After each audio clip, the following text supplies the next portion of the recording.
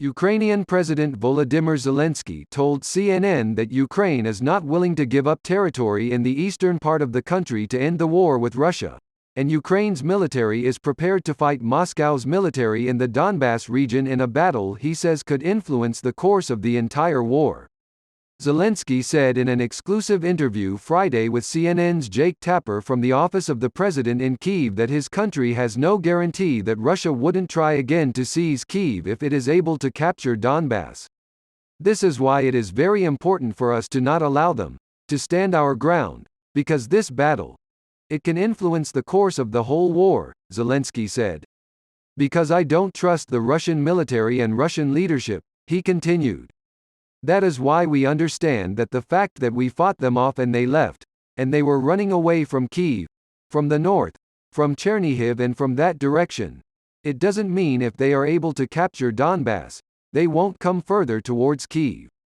Zelensky's interview on Friday, more than 7 weeks into Russian President Vladimir Putin's attack on Ukraine, comes as Ukraine's military has seen successes resisting Russia's offensive that have come as a surprise to U.S. intelligence, and a Kremlin that had planned for a quick and decisive victory. Asked by Tapper if Ukraine would be victorious in the conflict, Zelensky said, "Yes, of course, and will." At the same time, however, Ukraine has suffered horrific civilian casualties across the country amid the fighting. Zelensky told CNN that the world should be prepared for the possibility that Putin would use a tactical nuclear weapon because he does not value Ukrainian lives. Zelensky spoke in both Ukrainian and English about the horrors his country has witnessed and the urgent help his military still needs to be equipped to fend off the coming Russian offensive in the east and southern parts of Ukraine. U.S. President Joe Biden said last week that the civilian killings being committed by Russian forces appeared to be genocide. "I have the same opinion as President Biden," Zelensky said. "Look what happened in Bucha. It's clear that it's not even a war. It's a genocide. They just killed people. Not soldiers, people. They just shot people in the streets. People were riding bicycles, taking the bus or just walking down the street. There were corpses lining the streets." French President Emmanuel Macron, who has engaged Putin diplomatically, said in response to Biden's comments on genocide that he didn't think it was constructive to raise the rhetoric. Zelensky said he spoke to Macron this past week and wants him to visit Ukraine to see the atrocities firsthand. "I think he wants to take some steps to ensure that Russia engages in dialogue. I just told him that I want him to understand that this is not war, but nothing other than genocide," Zelensky said. "I invited him to come when he will have the opportunity. He'll come and see, and I am sure he will understand." Zelensky said he also wants Biden to come to Ukraine. The U.S. president suggested last week that he wanted to go, though he said U.S. officials are still in discussions on whether a high-level U.S. official will visit Ukraine. "I think he will," Zelensky said of Biden when asked if there were any plans for the U.S. president to visit. "I mean, his decision, of course. And as well, the safety situation depends. I mean that. But I think he's the leader of the United States, and that's why he should come here to see."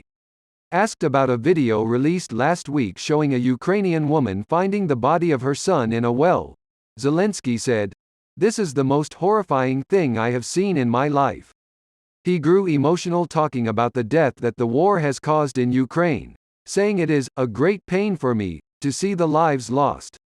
Zelensky, who lost family in the Holocaust, was asked what he thought about politicians around the world saying, "Never again," on International Holocaust Remembrance Day, given what's happening in his country. "I don't believe the world," he said, speaking in English. "We don't believe the words.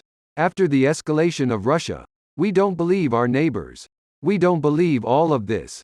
The only belief there is belief in ourselves, in our people, belief in our armed forces, and the belief that countries are going to support us not just with their words but with their actions," Zelensky continued in Ukrainian. "And that's it. Never again. Really, everybody is talking about this and yet, as you can see, not everyone has got the guts." Zelensky said the $800 million in additional funding Biden approved last week to go to Ukraine for new and more advanced weapons was helpful, but more was still needed. Of course, we need more.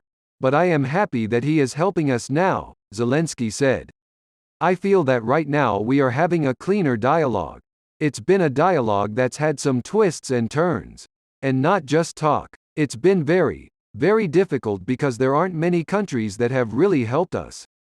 Zelensky said the most important factor was speed to get the weapons needed into the hands of Ukrainian forces. He dismissed some concerns the US and other countries have raised that Ukraine's soldiers are not trained to use some of the weapons the country is asking for. There are people that are offering solutions, but it seems they are just self-serving. So it's precisely not up to us, Zelensky said. We are prepared to use any type of equipment, but it needs to be delivered very quickly. And we have the ability to learn how to use new equipment. But it needs to come fast. Zelensky said that he's prepared to engage with Russia diplomatically to try to end the war, but that Russia's attacks on Ukrainians make it harder to do.